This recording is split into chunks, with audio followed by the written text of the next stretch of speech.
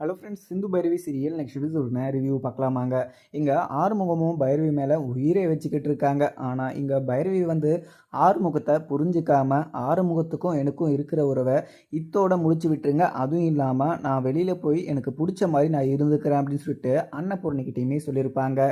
But ஆனால் இங்கே ஆறுமுகம் வந்து பைரவி மேலே எவ்வளோ அன்போடு இருக்கிறாரு அப்படின்னு சொல்லிட்டு இங்கே அன்னபூர்ணிக்கு நல்லாவே தெரியும். அதுவும் இல்லாமல் அன்னபூர்ணிக்கு இங்கே பைரவி மேலே ரொம்பவே பாசம் இருந்தாலையும் அதை விட ஒரு படி மேலவே இங்கே ஆறுமுகத்து மேலே பயங்கர பாசமும் வச்சுக்கிட்டு இருக்காங்க.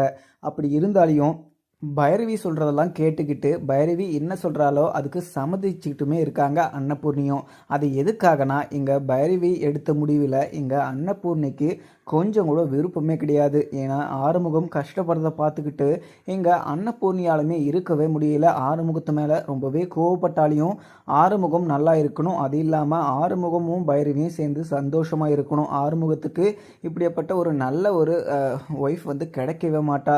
அதுவும் இல்லாமல் இப்படி கிடைச்சவளை நான் கண்டிப்பாக மிஸ் பண்ண மாட்டேன். அவளை கண்டிப்பாக மனசு மாற்றி இந்த 6 மாதத்துக்குள்ளே அவளை மனசு மாற்றி இங்கே ஆறுமுகத்தை கூட நம்ம சேர்த்து வைக்கணும். அவளை இந்த வீட்டை விட்டு போக நான் ஒருபோதும் சம்மதிக்க மாட்டேன் அப்படின்னு சொல்லிட்டு இங்கே அன்னபூர்ணியுமே நினச்சிக்கிட்டு தான் இருக்காங்க.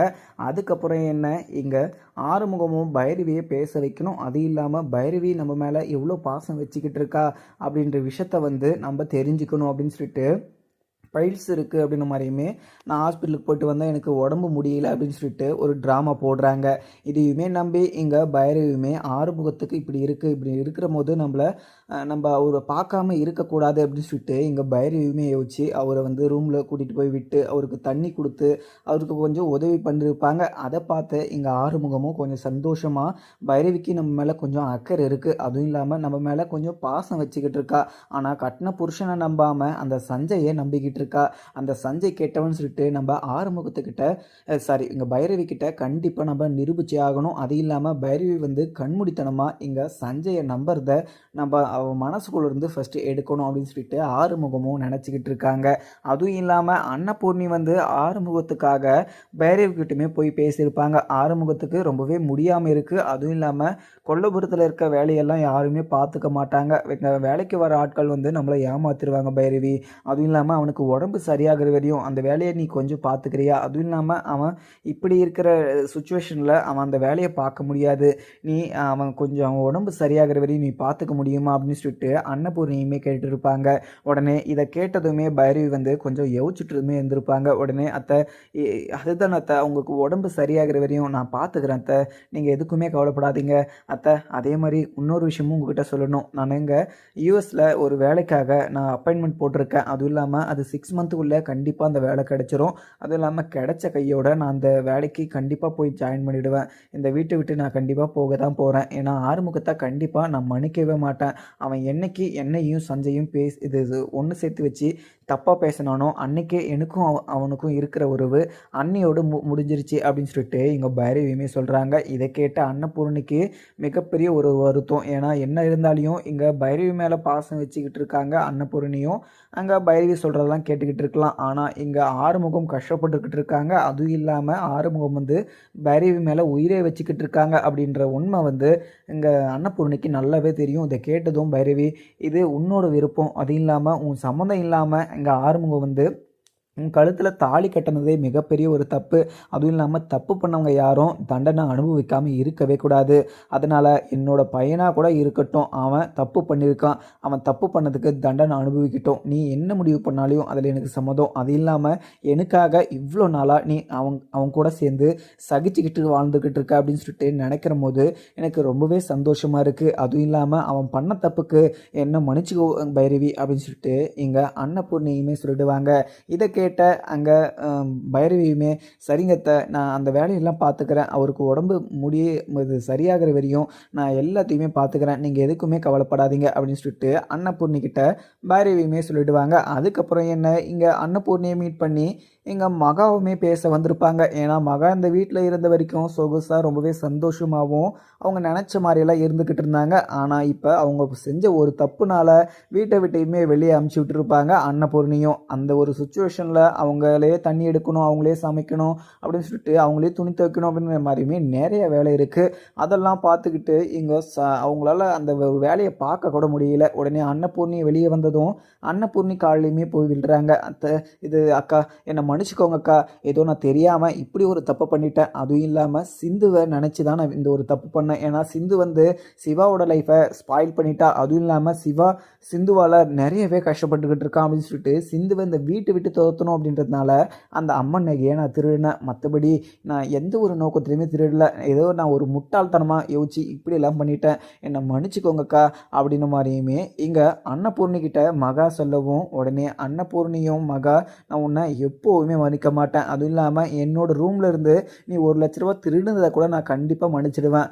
ஆனால் நீ அந்த அம்மன் நகையை திருடி அந்த பழியை தூக்கி இங்கே சிந்து மேலே போட்டது மிகப்பெரிய ஒரு தப்பு. அது ஒரு காலமும் நான் கண்டிப்பாக உன்னை மன்னிக்கவே மாட்டேன். அதுவும் இல்லாமல் மன்னிச்சு இந்த வீட்டுக்குள்ளே நான் ஏற்றுக்க மாட்டேன். நீ என்கிட்ட வந்து கேட்டுக்கிட்டு இருக்கலாம் சுத்த வேஸ்ட்டு. அதுவும் இல்லாமல் உன்னோட வேலையை போய் பாரு அப்படின்னு சொல்லிட்டு அங்கேருந்து அன்னபூர்ணியுமே கிளம்பிடுறாங்க.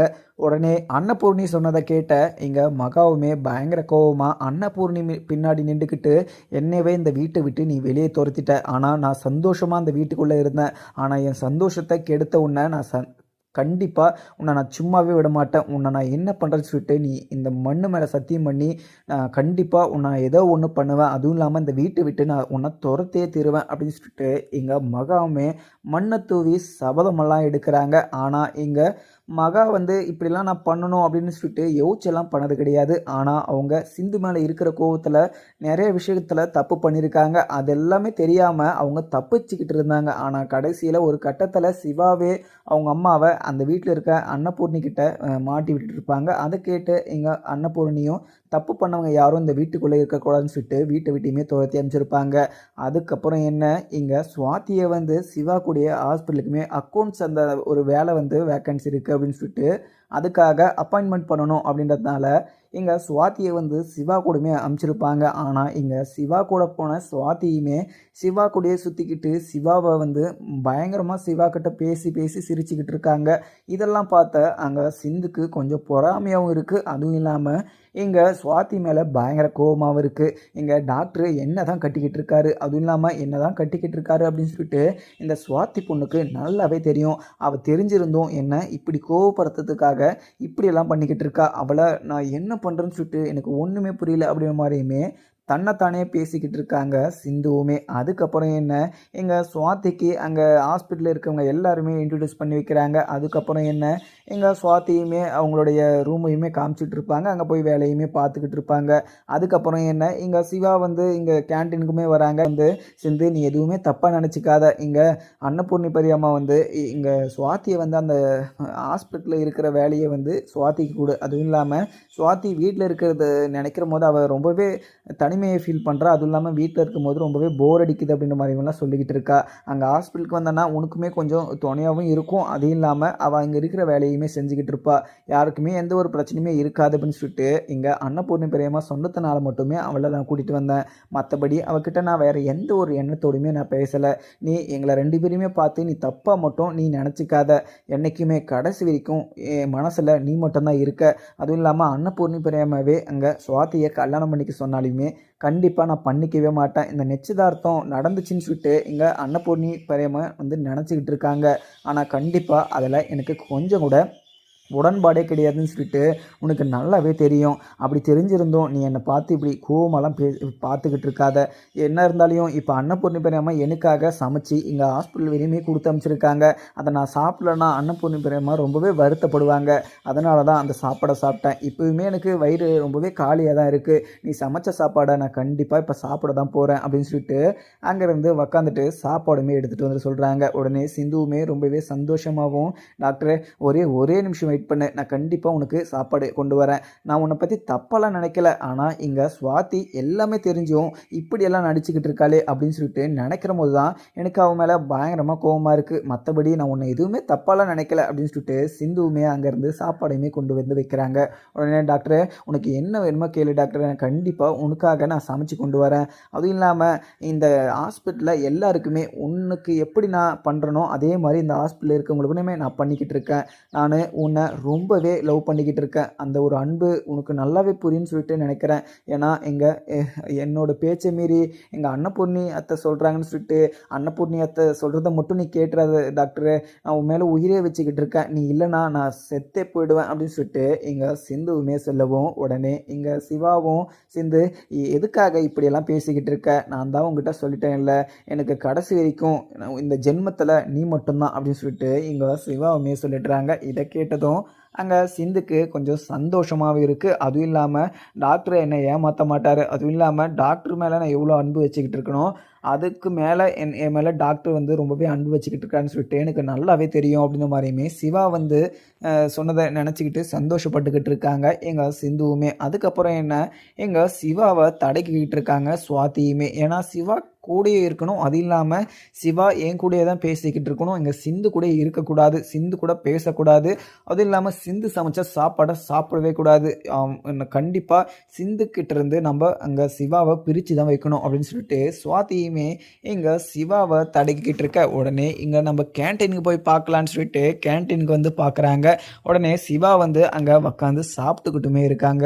உடனே எங்கள் சுவாதியுமே அங்கே போயிட்டு, இன்னும் சிவா உனக்கு இப்போவே பசிச்சா, இப்போ தானே சாப்பிட்ட, ஏன் உனக்கு பசிக்குதுன்னு சொல்லிட்டு இருந்தேனா நானே கொண்டு வந்திருப்பேன்ல, எதுக்காக இங்கே உட்காந்து சாப்பிட்டுக்கிட்டு இருக்க அப்படின்னு சொல்லிட்டு இங்கே சுவாதியுமே கேட்கவும் உடனே சிவாவும், சுவாதி எனக்கு ரொம்பவே பசிக்கிற மாதிரி இருந்துச்சு, நம்ம இன்னும் சாப்பிட்டது கொஞ்சம் ஜீர்ணம் ஆகலை, அதனால தான் இங்கே சிந்துக்கிட்ட வந்து சாப்பிட்டு போகலான்னு சொல்லிட்டு இங்கே வந்தேன். அதே சாப்பாடை சாப்பிட்டேன்னா மறுபடியும் எனக்கு ஜீரணம் ஆகாது, அதனால தான் நான் இங்கே வந்து சாப்பிட்டேன். இங்கே சுவாதி நீ வேறு எதனா சாப்பிட்றியா ஜூஸ் அப்படின்னு சொல்லிட்டு அப்படின்ற மாதிரியுமே இங்கே சிவா கேட்கவும் உடனே சுவாதியும் சரிங்க சிவா நான் ஜூஸ் மட்டும் சாப்பிட்றேன் அப்படின்னு சொல்லிட்டு அங்கே சிந்துவை கூப்பிட்டு சிந்து 2 ஜூஸ் மட்டும் எடுத்துகிட்டு வா அப்படின்னு சொல்லிட்டு இங்கே சிவாவுமே சொல்லிட்டுறாங்க. உடனே சிந்துவுமே அங்கே ஜூஸ்மே போட்டு எடுத்துகிட்டு வராங்க. எடுத்துன்னு வந்து வச்சதுமே அங்கே சிவா வந்து அந்த ஜூஸையுமே குடிச்சிட்றாங்க. அதுக்கப்புறம் கை வாஷ் பண்ணிட்டு வரலாம் அப்படின்னு சொல்லிட்டு அங்கேருந்து எழுந்து போகவும் உடனே இங்கே சிவா குடித்த ஜூஸை வந்து அப்படியே சேஞ்ச் பண்ணி வச்சு அங்கே சுவாதியுமே அதை குடிக்கவும் போகிறாங்க.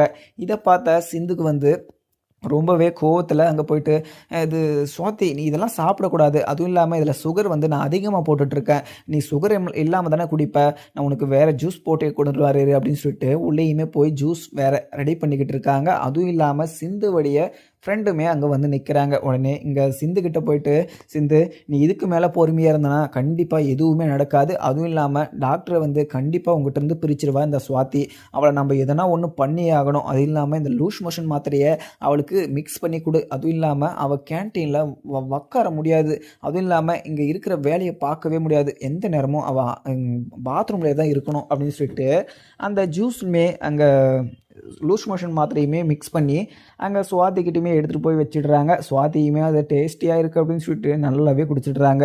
உடனே அதுக்கப்புறம் 2 பேரும் குடித்ததும் உடனே இங்கே சிவாவும் சுவாதியுமே 2 பேரும் அவங்களுடைய ரூமுக்குமே போயிடுறாங்க. அதுக்கப்புறம் போனதும் இங்கே இருக்கிற வேலையை பார்த்துக்கிட்டு இருக்காங்க இங்கே சுவாதியுமே.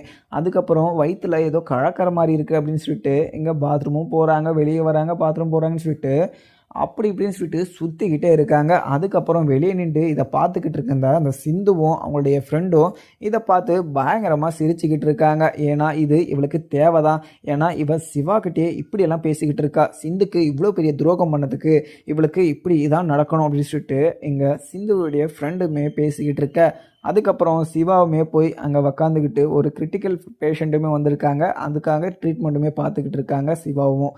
அதுக்கப்புறம் இங்கே அன்னபூர்ணியுமே குழப்பறதுக்கு போயிட்டு அங்கே விளைச்சல் நல்லா விளைஞ்சிருக்கா அப்படின்னு சொல்லிட்டு எல்லாமே செக் பண்ணி பார்த்துக்கிட்டு இருக்காங்க. எல்லா நெல்லுமே பயங்கரமாக நல்லா செழிப்பாகவும் வளர்ந்துருக்கு அப்படின்னு சொல்லிட்டு அதை பார்த்ததும் வீட்டுக்குமே வந்துடுறாங்க. வீட்டுக்கு வந்த கையோட இங்கே உக்காந்து கணக்கெல்லாம் பார்த்துக்கிட்டு இருக்காங்க. அதுக்கப்புறம் பைரவியுமே வந்து, அத்தை நீங்கள் குழபுரத்துக்கு போயிட்டு வந்தீங்களா, எங்கள் விளைச்சலெல்லாம் எப்படி விளைஞ்சிருக்கு அப்படின்னு சொல்லிட்டு இங்கே பைரவி கேட்கவும் உடனே இங்கே அன்னபூர்ணி வந்து பைரவி நம்மளுடைய விளைச்சல் ரொம்பவே நல்லாவே விளைஞ்சிருக்கு, முன்னையை விட இப்போ ரொம்ப நல்லா விளைஞ்சிருக்கு, இதுக்கெல்லாம் காரணம் நீ தான். ஏன்னா இங்கே ஆறுமுகத்துக்கு எல்லாமே கூட இருந்து எல்லா பக்கத்துணையாக இருந்தது நீ மட்டும்தான். ஏன்னா ஆறுமுகம் இந்த அளவுக்கு வளர்ந்துருக்கானா அதுக்கு ஒரே காரணம் நீ மட்டும்தான். ஏன்னா அவன் இவ்வளோ பொறுப்பாக இருந்து நான் பார்த்ததே கிடையாது.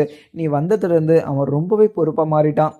அதெல்லாம் நினைக்கிற போது எனக்கு ரொம்பவே சந்தோஷமாக இருந்தாலையும், ஆனால் இந்த பிரச்சனை இப்போ நீ இந்த வீட்டை விட்டு போகிறேன், அதுவும் இல்லாமல் உனக்கு பிடிக்காத ஒரு கல்யாணத்தை இங்கே ஆறுமுகம் இப்படி பண்ணிட்டானே அப்படின்னு சொல்லிட்டு நினைக்கிற போது கஷ்டமாக இருக்குது. என்னதான் இருந்தாலையும் நீ இங்கே வந்ததுலேருந்து ஆறுமுகம் திருந்திட்டாலையும் இப்போ இந்த வீட்டில் நீ இருக்க முடியாது. அதுவும் இல்லாமல் எனக்கும் ஆறுமுகத்துக்கும் இருக்கிற உறவை வந்து எனக்கு டிவோர்ஸ் பண்ணி கொடுத்துருங்க அப்படின்னு சொல்லிட்டு நீ கேட்குற போது அதெல்லாம் எனக்கு ரொம்பவே கஷ்டமாக இருந்தாலையும், இந்த வீட்டை விட்டு நீ போகிற அப்படின்னு நினைக்கிற போது தான் எனக்கு ரொம்பவே வருத்தமாகவும் இருக்குது அப்படின்னு மாதிரியுமே அன்னபூர்ணி வந்து சொல்லுவாங்க. உடனே பைரவியும், அத்தை என்னத்தை நீங்களே இப்படியெல்லாம் பேசிக்கிட்டு இருக்கீங்க அத்தை, ஒரு பொண்ணு கேட்கக்கூடாத ஒரு காதலை கேட்கக்கூடாத ஒரு வார்த்தையை கேட்டானா அவளுக்கு மனசு எவ்வளோ கஷ்டப்படுன்னு சொல்லிட்டு உங்களுக்கே நல்லாவே தெரியும். ஆனால் இது எல்லாமே தெரிஞ்சிருந்தோம் ஆறுமுகம் வந்து என்கிட்டே வந்து இப்படி ஒரு வார்த்தையை சொல்லியிருக்கலாமா? ஆனால் ஆறுமுகத்து மேலே நான் மிகப்பெரிய ஒரு மரியாதையும் அன்பும் வச்சுட்டு இருந்தேன். ஆனால் ஆறுமுகம் என்னுடைய அன்பையும் மரியாதையும் புரிஞ்சுக்காம இப்படி ஒரு வார்த்தையை பேசி என்ன இவ்வளோ கஷ்டப்படுத்துவாருன்னு சொல்லிட்டு நினச்சி கூட பார்க்கல. ஆனால் இத்தனை நாளாக இங்கே ஆறுமுகத்து கூட நான் பிடிக்காம தான் வாழ்ந்துக்கிட்டு இருந்தேன். அதுக்குமே ஒரு காரணம் இருந்துச்சு. உங்களால் மட்டுமே இந்த வீட்டில் அவரை நான் சகிச்சுக்கிட்டு வாழ்ந்துட்டு இருந்தேன். ஆனால் இப்போ என்னையும் இங்கே சஞ்சயையும் தப்பாக பேசுகிற போது இந்த வீட்டில் இருந்து எனக்கு எந்த ஒரு பிரயோஜனமும் கிடையாது. அதுவும் இல்லாமல் இந்த வீட்டில் இருக்கிறதுக்கே எனக்கு ரொம்பவே குற்ற உணர்ச்சியாக இருக்குது. ஏன்னா இப்படி ஒரு வார்த்தையை அவர் கேட்டுட்ருப்பார் அப்படின்னு சொல்லிட்டு நான் நினச்சி கூட பார்க்கல. ஆனால் அவர் நான் நினச்சி பார்க்காத ஒரு விஷயத்த பேசிட்டு இந்த விஷயத்த சஞ்சய் தான் பேசினார் அப்படின்னு சொல்லிட்டு என்கிட்டே அது ரொம்ப அசிங்கத்தனமாக எங்கள் சஞ்சய் மேலே இந்த பழியை தூக்கி போடுறாரு. அவரு ரொம்பவே பொய் சொல்லிக்கிட்டு இருக்காரு அப்படின்ற மாதிரியுமே எங்கள் பைரவி சொல்லவும், உடனே எங்கள் அன்னபூர்ணியும் பைரவி இங்கே நிறைய விஷயத்தில் தப்பு பண்ணியிருக்கான் ஆறுமுகம், எனக்குமே நல்லாவே தெரியும். ஆனால் அந்த விஷயத்தில் ஏதோ ஒன்று நடந்திருக்கு, அது ஏதோ எனக்கு ஒன்றும் புரியல. ஆனால் இதில் ஆறுமுகம் எனக்கு என்னமோ இதில் உண்மையை தான் சொல்கிறான் போல எனக்கு தெரியுது. ஏன்னா இங்கே ஆறுமுகம் இப்படி ஒரு வார்த்தையெல்லாம் பேசவே மாட்டான். அதுவும் இல்லாமல் இப்படி பேசுகிறதுக்கு நினச்சி கூட பார்த்துருக்க மாட்டான். இங்கே சஞ்சய் தான் ஏதோ சூழ்ச்சி பண்ணிக்கிட்டு இருக்கான்னு சொல்லிட்டு நினைக்கிறேன். ஏன்னா உங்களை 2 பேரையுமே பிரிக்கணும் அப்படின்னு சொல்லிட்டு நினச்சிக்கிட்டு இருக்கிறதுனால கூட இப்படியெல்லாம் அங்கே சஞ்சய் வந்து உசுப்பேற்றி விட்டு உங்கள் 2 பேரையுமே பிரிக்கலாம் அப்படின்னு மாதிரியுமே நினைப்பான். ஏன்னா சஞ்சய் வந்து உன் மேலே கொஞ்சம் அஃபேர் வச்சுன்றதாலையும் அப்படி பண்ணுறதுக்கு நிறையவே வாய்ப்பு இருக்குது. ஏன்னா நீங்கள் 2 பேரும் காலேஜில் இருந்தே ஒன்றா படித்தவங்க. அதுவும் இல்லாமல் நீ அவனை வந்து பெஸ்ட் ஃப்ரெண்டாக தான் நினைக்கிற, ஜஸ்ட் ஃப்ரெண்டாக நினைக்கிற நீ அவன் வந்து உன்னை வேறு மாதிரி நினச்சிக்கிட்டு இருந்தால் கூட இது மாதிரிலாம் நடக்கலாம். ஏன்னா நம்மளுக்கு எதுவுமே தெரியாது இல்லையா? ஏன்னா ஒருத்தருக்கு 2 முகம் இருக்குதுன்னு சொல்லுவாங்க. ஆனால் ஒரு முகத்தை மட்டும் பார்த்துட்டு நம்ம இந்த விஷயத்த பேசவே கூடாது. இன்னொரு பக்கத்தையுமே நம்ம பார்த்துட்டு அந்த ஒரு விஷயத்தையுமே நம்ம பேசணும். எனக்கு என்னமோ சஞ்சய் தான் இப்படி ஒரு விஷயத்த எங்கள் ஆறுமுகத்துக்கிட்ட சொல்லியிருப்பானோ அப்படின்னு சொல்லிட்டு எனக்கு ரொம்பவே சந்தேகமாக இருக்குது. ஆனால் என்னதான் இருந்தாலையும் சஞ்சய் வந்து இந்த வீட்டுக்காக எவ்வளவோ நல்லது பண்ணியிருக்கான், சிவாக்காக நிறையவே ஹெல்ப் பண்ணியிருக்கான்.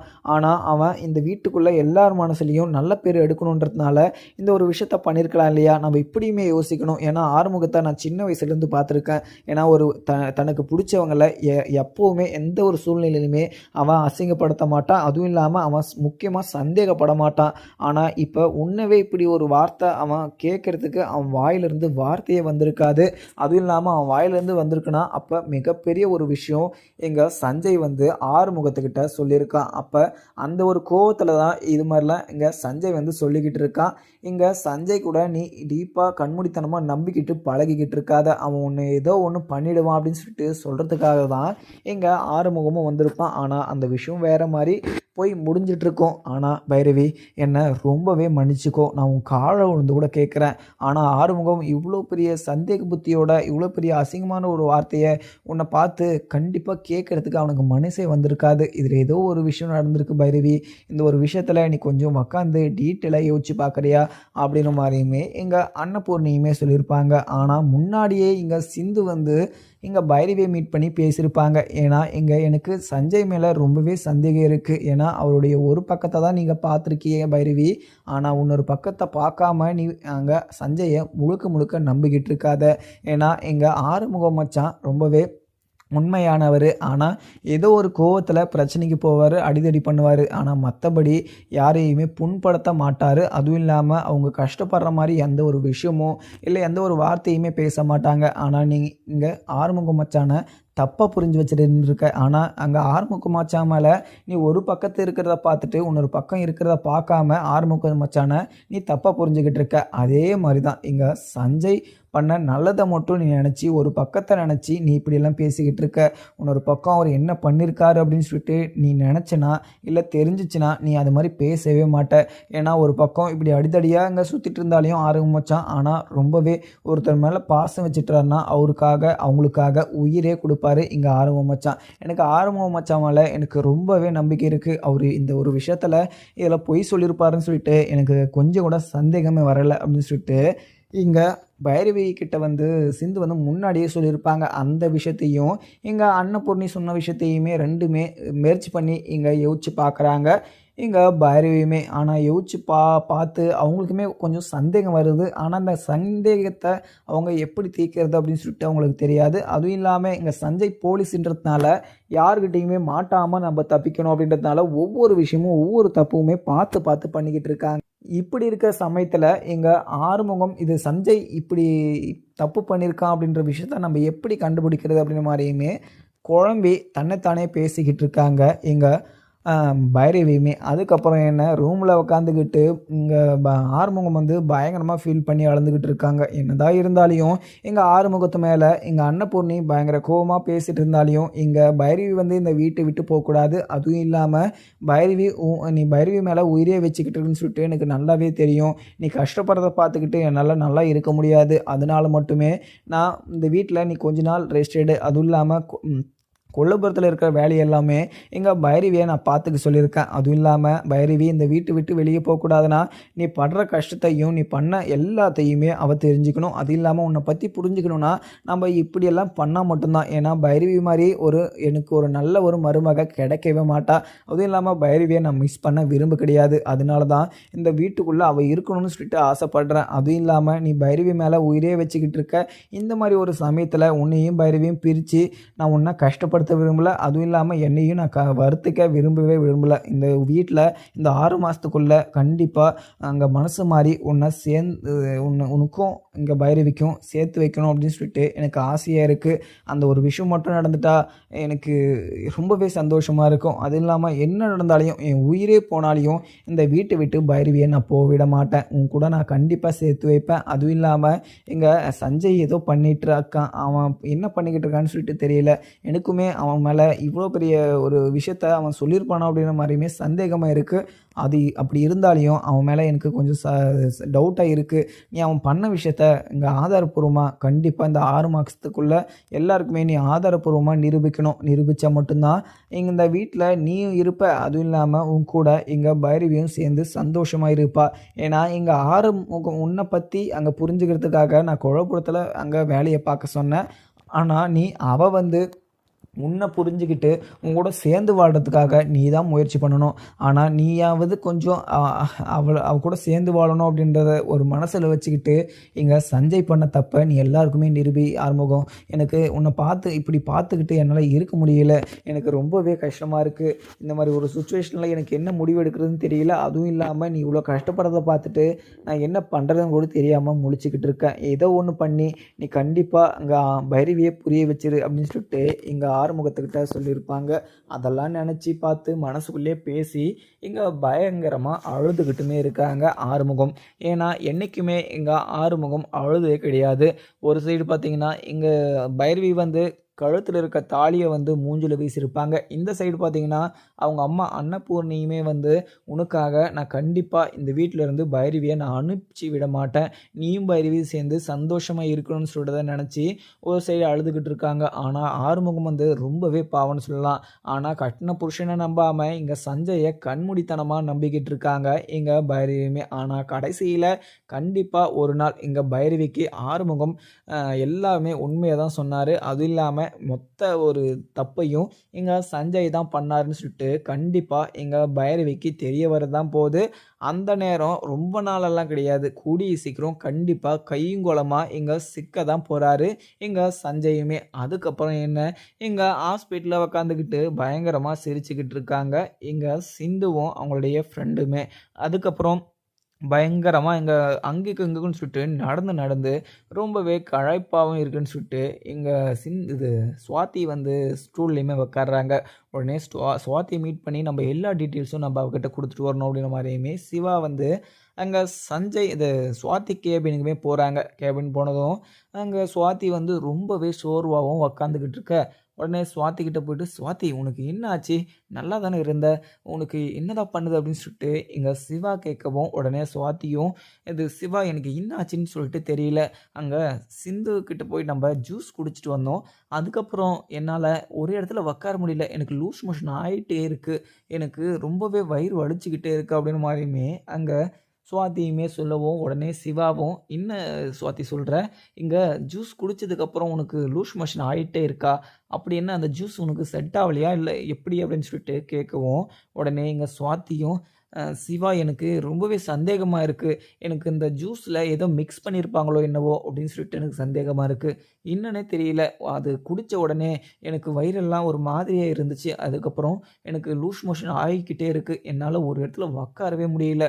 எனக்கு ரொம்பவே பயங்கரமாக தலையெல்லாம் சுற்றுற மாதிரி இருக்குது." அப்படின்ற மாதிரியுமே இங்கே சுவாதி வந்து சொல்லிடுறாங்க. அதுக்கப்புறம் என்ன நடக்குன்னு பார்க்கலாமாங்க. வீடியோ பிடிச்சா லைக் பண்ணுங்கள். Thank you friends.